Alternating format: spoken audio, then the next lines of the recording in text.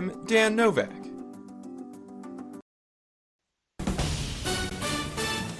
This is VOA News. I'm Joe Ramsey. Protests against strict anti-virus measures in China spread to Hong Kong on Monday, with crowds gathering at the Chinese University of Hong Kong and Central District to pay tribute to the victims of a fire in northwest China. There were references to Shanghai, where earlier protests took place as a tribute to the victims of the fire. Rare street protests erupted against China's strict zero-COVID policy over the weekend. Reuters correspondent Angela Johnston has more. Extraordinary scenes of protest in China over the weekend. A display of unprecedented civil disobedience since leader Xi Jinping assumed power a decade ago. The catalyst for demonstrations was an apartment fire in China's Xinjiang region that killed 10 people. Many speculated that COVID curbs had hindered rescue, which city officials denied. China's strict COVID policy has become a lightning rod for frustration, although it has kept the country's death toll much lower than many other countries. An Iranian general has acknowledged that more than 300 people have been killed in the unrest surrounding nationwide protests. It was the first official word on casualties in 2 months. That estimate is considerably lower than the toll reported by human rights activists in Iran, a U.S.-based group that has closely been tracking the protests since they erupted in mid-September. The activist group says 451 protesters and 60 security forces have been killed since the start of the unrest, and that more than 18,000 people have been detained. Find more on our website, voanews.com, or follow us on the VOA mobile app.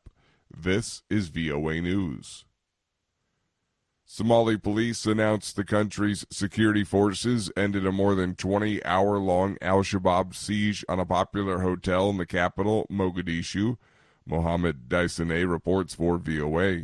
Somali Federal Police spokesman Sadiq Adan Ali Dodishe said security forces killed 5 of the 6 attackers, while one of them blew himself up. He says the Khawarij killed 8 civilians who were at the hotel, and the security forces have rescued 60 civilians, and there were no injuries among the civilians. It is the second deadly siege in Somali capital in less than 3 months.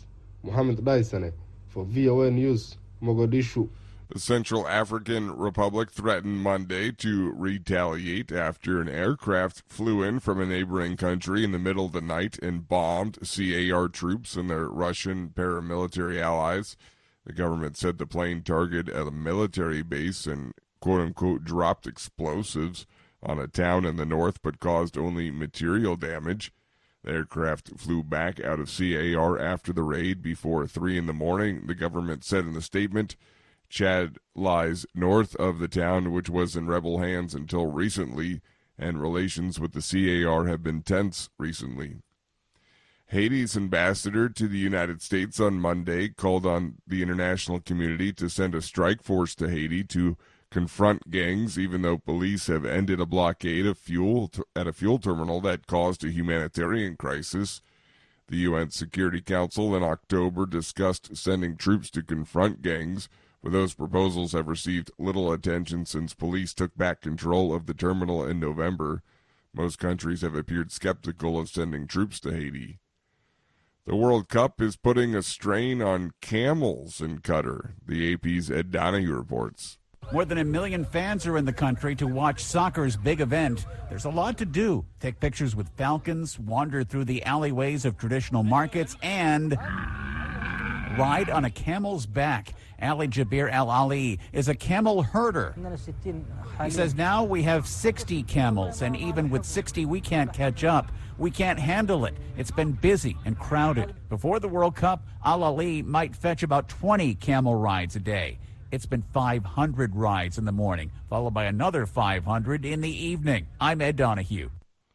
Find more on these stories on our website and the podcasts Flashpoint Iran and Flashpoint Ukraine at voanews.com, or follow us on the VOA mobile app. I'm Joe Ramsey.